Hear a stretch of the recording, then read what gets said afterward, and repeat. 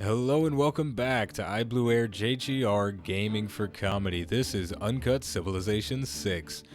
We last left off with Gilgamesh standing right on our doorstep, and surprise, surprise, he didn't knock, he kicked that shit off the hinges, and he destroyed all of my cities. So it wasn't very good, and we didn't last very long, but I have a remedy for this situation. I started up a new game, and I played through the first 30 turns, so we are pretty much picking up exactly where we left off. All of the settings are the same, and pretty much all of the choices that we've made up to this point are the same. We're just in a new map, so things are going to look a little bit different, but it's okay. So without further ado, let's get back into it. Alright, so I had to start a new map, but that is okay. We are getting right back into it from turn 30. We're skipping all that first stirrings of life beneath water stuff. We're just getting right back into the action.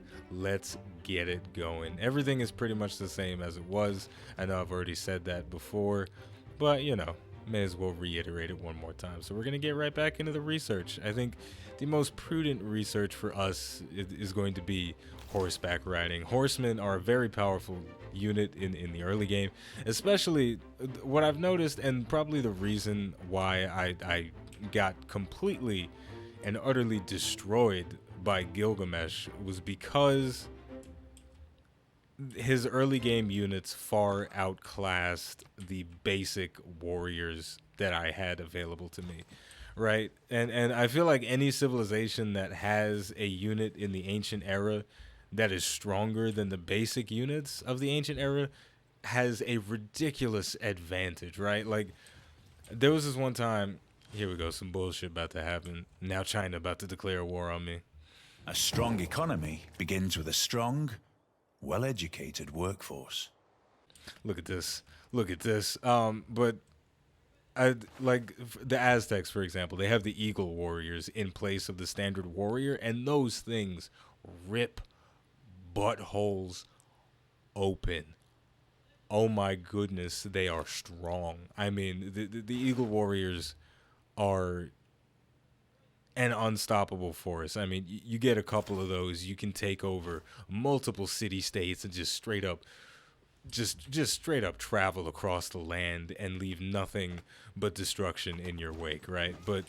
But as England, I don't have any of that. I just have the basic warriors. I have the basic everything. And then, you know, there's others like I think Egypt has the chariot archer, and those things are ridiculous. They're like snipers in the ancient times. Look at this. It's happening again.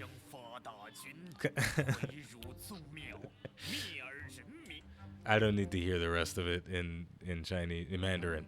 I don't need to hear the rest of it. He declared a surprise war on me for no other reason than he's a dick. So we did get an inspiration for defensive tactics for that, which means we gained some extra progress for it. But you know, I'm a little bit offended right now. I'm a little bit offended that he declared war on me, but that's okay because I have some gold in my reserves, and I'm gonna use it on an archer. So he is going to start attacking me with those warriors, but I am going to be very capable of defending myself with these archers. And I actually just completed a city-state quest. I heard a little ding. Yeah, the city-state quest was complete with La Venta, and we got an envoy as a result of that added to them. So instead, I was originally going to send this warrior over to this barbarian camp up here, but I'm gonna have to divert his attention down to my original city of London, the new London that sprung up from the life beneath water. I love Sean Bean. I'm trying to perfect the Sean Bean voice because I would like to embody him someday. I would like to one day be Sean Bean. So what we were working on in London before was constructing a library. Library, right? Library. No. Okay, this is a library, right? Yeah. Yeah, this is a library. Sorry, I got confused because when you mouse over the tile, it says campus, but I did just finish building a library on top of it. So we're getting a lot of science from this building. How do I see exactly how much? I suppose I can just check on the city. Right, so we are now producing 8.5 science per turn. That is not bad, not bad. And then we're getting 1.5 per turn from Sheffield, I guess that is how you pronounce it? Sheffield. I don't know. I tried to make it more British, but it didn't really work out the way I planned. But in any case, we are going to start production on... I want to say I want to start a trade route, but this is kind of... Yeah, this is the time for military. At least from London, we're going to have to go for the military. Because, man, ain't nobody got time. Ain't nobody got time for this. We got to fight back. That was the problem with Gilgamesh. I didn't fight back hard enough. So that's what we're going to do this time. Let's get into it. Yeah, man. Civilization, like, I'm surprised at just how difficult this game is. I feel like I shouldn't be playing on Emperor difficulty. I know I should be playing on King difficulty because that's just the comfortable difficulty for me. But because I don't know what the hell I'm doing, right? And I just got an inspiration for recorded history because I built 2 libraries. Cool. I'm not going to upgrade this one into or 2 campuses rather. I'm not going to upgrade this one into a library just yet. I am going to construct a trader. Yeah. I'm going to go for a trader so that I can get some routes between my cities and then La Venta as well. Maybe even old lady Spartacus over here, because she'll definitely declare war on me for no reason, because that's just how she does. She's just one of those civs that I just feel it. I can feel it in my bones. So let's continue the assault on these warriors. I'm gonna keep pew-pewing the ones that stand closest to my warriors so I can get some extra damage on them, bop them over the head with my clubs. Major defeat. Why? Combat from... He's already got an oligarchy. Wait a minute. That seems... He's... Okay. See, this is what I mean, right? Like, I understand I'm playing on close to the maximum difficulty, but how the fuck did he build walls on all of his cities already? Come on, son. Come on, son. That seems excessive. All right, so we're just going to fortify our warrior right here and just let him kind of sit for now, because if I attack straight up, then he's going to take way too much damage. He's most likely going to die. So we're going to end up playing the defensive game for right now. Damn, he has 6 warriors marching across my lands. This is not good. What is wrong with these NPCs? Like, why? Hey, I just advanced to the classical era. A man on a horse is spiritually as well as physically bigger than a man on foot. Like, I feel like... Okay, so somebody that knows more about Civilization, please explain to me why it feels like the AI is cheating, right? I understand that they get certain bonuses for being on a higher difficulty, but why does it feel like they're cheating? You know what I'm saying? Like, I don't mind things being more difficult, you know? Like, I come from an XCOM background, if you will. So I understand. I totally understand, you know, increasing the difficulty and making the game harder. But why does it feel like I am getting punched in the testicles for no reason? And there's like no way for me to keep up at all. All right. Now I kind of want to build a holy site, but I don't want to purchase that tile just yet. So let's see which. Okay, so this is the tile that I'm going to unlock when the city starts to grow in the next 7 turns. So if I do purchase this tile, it won't be a waste, but I would prefer to spend my gold on a builder. But maybe it'll prove to be worth it. You know, I've never really done much with religion, so let's see what happens. Let's see what happens. We only get +1 additional faith from this because it's just next to a mountain, but we'll see. We do have 2 free tiles, so maybe there's something that I can use to, you know, increase that holy.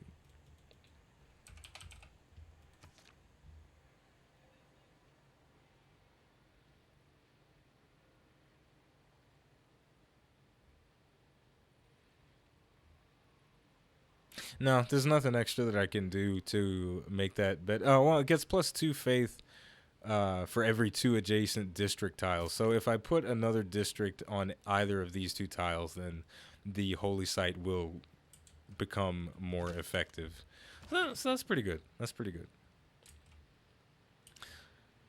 But yeah, it's just it's weird. The difficulty curve in Civilization feels unnatural for some reason. Where in XCOM, going from commander to legend, I understood what was going on. You know, it goes. You know, you've got enemies with. All right, he's starting to attack the city. He's being a little bit aggressive, but I think he's gonna get severely punished for it. Damn, London took a lot of damage from that. Okay, that It was luxuries like air conditioning that brought down the Roman Empire. With air conditioning, their windows were shut. They couldn't hear the barbarians coming. yeah, maybe they didn't hear the barbarians coming, but at least they were cool when they got stabbed in the face. So, I mean, come on. This is ridiculous. I'm going to go for military tradition next. So, with XCOM, the way the difficulty curve was happening, it made sense. The enemies got more health, your accuracy went down, and the early game pods were structured differently. Right? Simple. It made sense. But for some reason, I feel like that isn't there with Civilization. For me, it would probably make more sense if I understood the game a little bit better, but there's just something a little bit off about it, right? Because when I played on King difficulty, I was able to mostly hold my own. You know, I beat Gandhi without much trouble, and then I started attacking France, and you know, I was doing all right. I was well on my way to a domination victory. But now, I don't know. Maybe I feel like I'm struggling more than I'm actually struggling. Let's just see how it plays out. Let's see how it plays out. Each of us is carving a stone, erecting a column, or cutting a piece of stained glass in the construction of something much bigger than ourselves. Okay. After hearing Sean Bean read that beautiful quote by Mr. by Clarkson, I can't read, man. It's really fucking bad how much I struggle to pronounce things sometimes. But after hearing that quote from Sean Bean, I actually do feel a lot better about whether or not we will actually succeed. So what we're gonna do is we're gonna start work on. That's a tough choice. It's a tough choice. I already have horseback riding, which is great. I guess we'll start going down the fish path. We'll get sailing up, and then we'll potentially get some galleys so we can explore the coastlines a little bit more, so we can see what else is out there, because that will prove to be important.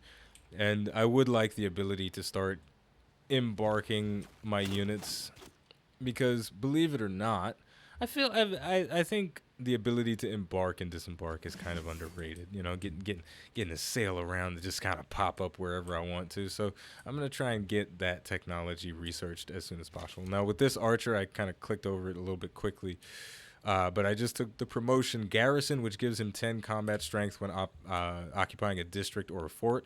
So in the turns to come, he is going to deal more damage while he defends my city. All right, so let's get into it, man. Let's bring that warrior into the thick of it, just so we can really see what the hell is going on here. And we'll fortify this guy, because attacking just does not bode well. He's just shifting positions like crazy. Apparently that's a good strategy, though, because he's cycling out the units that are damaged for units that are undamaged. It is not that life ashore is distasteful to me, but life at sea is better. So you know what? I'm gonna learn from my artificial intelligence overlords, because they're whooping my ass, but I'm not going down without a fight. I'm definitely not going down without a fight. I'm getting a major victory on these guys, and I should be able to take them out with my clubs. Beat them over the head. Yeah, that's what I'm talking about. Smack, smack. There we go. And we got a promotion. This is going all right. This is going all right. And you know what I'm going to do with this warrior? I'm going to back him over here. I'm going to use him as sort of a barrier between Sheffield and whatever. And I know they did a patch in the game, and you can actually rename cities now, but I don't know how to do that. But I suppose now is as good a time as any to bring up something cool that we can do with this playthrough, similar to what we did with the XCOM playthrough. So for those of you who did not watch the XCOM 2 Alien Hunters playthrough, I renamed many of the soldiers after player suggested names. So since there is allegedly the ability to rename cities, if you come up with a name for one of my new cities, then I will change that name to the name of the city. So there you go. Boom. Oh, unit needs orders. My scout has bumped into their scout. China, man. China is causing me problems, and I'm not liking it. I'm not liking it. But you know what? It's way better than it was with Gilgamesh. I think I have... No, I was going to promote it. Just think about the Sean Bean voice. I don't underrate the value of military knowledge, but if men make war in slavish obedience to rules, they will fail. Okay. So that definitely helped. Hearing that little tidbit about war is definitely relaxing. You know, I mean, Sean Bean is married, right? His wife must just never feel any sort of animosity or just any sort of anger. I mean, because when you get to listen to that voice all the time, oh, it's got to be amazing. Honey, can you get some cold water from the fridge? Or, you know, from the first stirrings of my soup in this pot, I knew the beans would be fresh. Or whatever the hell. But just everything he says is a freaking monologue. Like, if I had to choose to be married to someone that is a man. Now, I'm a heterosexual male, right? But if I had to choose a man to be married to, it would be Sean Bean, okay? Because I would love to listen to that man talk every single day. And this scout is going to die. There's nothing I can do to save it. It's deep within Chinese territory. But that's okay. That's okay. I did actually get a free scout at some point during this game. We're going to give this archer volley because he's not garrisoned, so he's going to need the combat strength in that way. And then we're just going to keep advancing on him. And we are constructing those ancient walls for London, so the city will be more defensible in the very near future. All right. This isn't going so bad. Let's get this scout. Let's see if we can get this scout out of here. And let's see if there's anything we can do to kind of ease this over a little bit. Like, I will not make this deal under any circumstances. Why? It's like, come on, don't be such a stickler. I'll give you some money. Open borders? Open borders? That's not really helping me. Ah, America. Like, I need...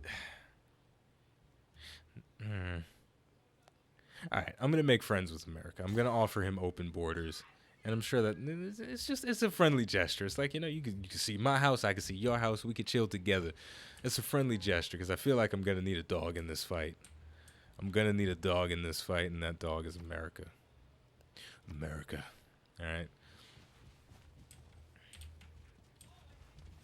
Look at this. He's sending his scouts in to fight me as well. This is too much. This is out of control. And China is not even a war-oriented civilization, as far as I understand it. So since there is a pretty sizable conflict going on in London. I'm not going to send a trade route to them. I'm going to send it to La Venta first, and I'm going to get gold and faith out of it, and I'm going to complete a quest. Boom. And I believe, well, I got some knowledge of currency, and I got an envoy from them, but also I am the suzerain, which means the city-state follows you into war and peace with other players. Your units may enter city-state lands. Your builder units may improve city-state tiles. See 3 tiles around the city-state and can pay gold to temporarily take control of the city-state's military. That's pretty cool. So I am the suzerain of La Venta. It costs 127 gold to levy their military, unfortunately, but so I can't do it right now. But at least they are now at war with China as well, so maybe they'll rush to my aid, This is like the reverse of what happened in my first playthrough. I was trying to rush to the aid of Stockholm. Now it's hopefully the city-state rushing to my aid. So as far as what I want to build in this other city,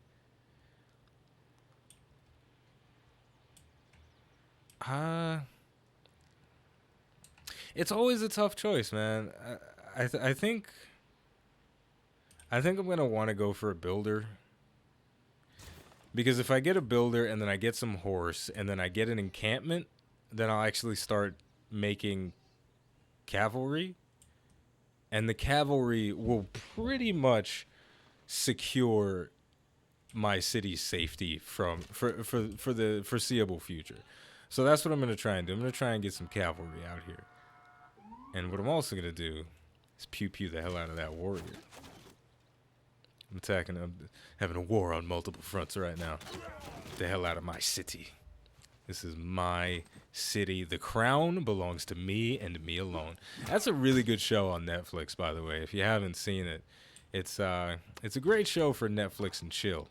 And what is the mark of a great Netflix and chill show? You might ask. Well, it's a show that it doesn't have too much action. It's not. Oh, he wants to make peace. Shit. I'll take it. So he's going to give me 1 gold for 30 turns and a luxury resource. Now, there have been many instances where I've switched up the deal and they've not accepted it. So I'm just going to go ahead and accept. I'm not going to count my chickens before they hatch. That's not the proper way to use that expression, but I am going to accept the deal. Damn right. You better be happy, motherfucker, because I was about to whoop your ass. Remember, we were talking about Miss Chin having more chins than a Chinese phone book. Well, guess what? Qi Shi Han has more chins than a Chinese. It didn't work. It didn't work. But he's fat. That's what I'm trying to say. He's fat. But we actually defended ourselves.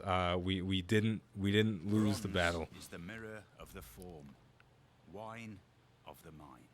And we completed our knowledge of bronze working, which means we have access to iron now. And there's actually a big piece of iron over here, and there's some fish. And I did select the god of the fish again, so I get more production for having fish. So I think our next city is actually going to be over here. Well, it's not the greatest. I mean, there's no fresh water. There's a lot of earth, but no fresh water. And there's probably some great beast from the Stone Age in this area as well. But I want the fish. Maybe there's another spot that's better. Well, this is obviously a good spot because it's double crab. But the problem is America wouldn't like me settling so close to them, so that won't be good. But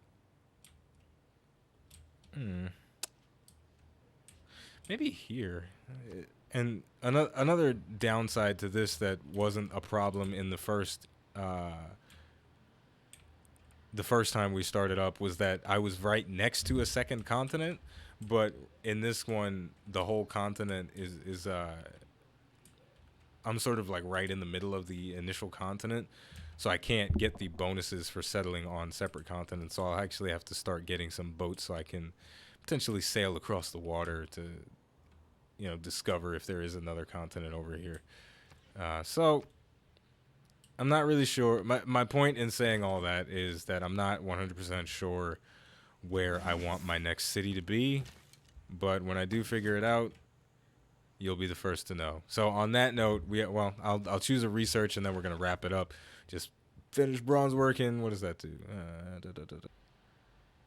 All right, we're gonna go for the Hanging Gardens as our research, and it's actually going to complete very quickly. We only need to let it sit for about a turn, and then we'll be able to toggle the inspiration to complete it by farming this resource. Actually, I'm probably not going to farm that resource. We'll probably let that go the normal way. But anyway, this is what happens with civilization, right? You want to keep going and going and going like the Energizer Bunny. So we're going to wrap it up here. Seriously, man, it's all about just one more turn. I gotta get one more turn, but not right now. We're wrapping it up for the day, and of course that means we have to ask the question of the day. Since we just finished up a war with China, how do you feel about the combat system in Civilization VI? It's fairly simple and it's somewhat intuitive, but I've been enjoying it. I like that there are different unit types, that spearmen are strong against cavalry and etc, etc, and I'm looking forward to seeing how that continues to grow because I've never really done too much with the more advanced units. So how do you feel about the combat system in Civ 6? Do you like it? Do you hate it? Or are you indifferent to it? So there you go. The name of the game, as you probably already know because I've said it a million times, is Civilization 6. The name of the channel is iBluairJgR Gaming for Comedy. Thank you for watching, and I'll see you next time.